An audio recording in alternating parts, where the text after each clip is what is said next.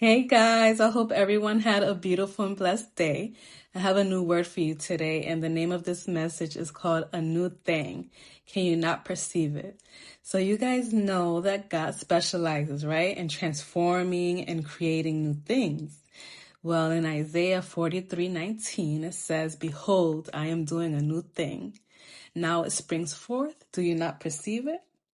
So I have a question for you all, and I'm talking to those who really want to see a positive change in their lives.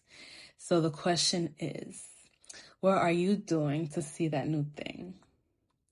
Whether it is reaching a goal, maybe losing weight, maybe saving money, maybe purchasing that new dream home, right? Or maybe going back to school. So do you know what needs to change first? Before you make that change, first we must transform our mindset, right? We always hear that we have to change our mindset. So are you putting in the work to make that happen? Or are you expecting to see the transformation doing the same thing over and over again, year after year, right? So this message actually reminds me of the Israelites in the Bible. For those of you who know the story of the Israelites, while trying to reach the promised land, they lasted 40 years, guys, 40 years in the wilderness. Why? Because they didn't want to let go of their old mindset. And this was the same mindset that they had while they were slaves in captivity. So the Israelites were also very, very ungrateful.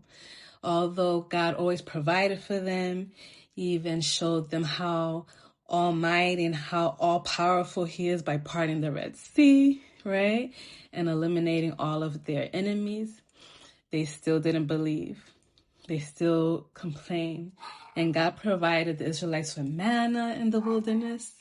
They also had something to eat every single day, but they kept going back worshiping other gods when God clearly told them that He was the one and only God they should worship. But guys, even the clothes that they wore throughout these 40 years in the wilderness didn't wear out. And still they complained. Still they were disobedient.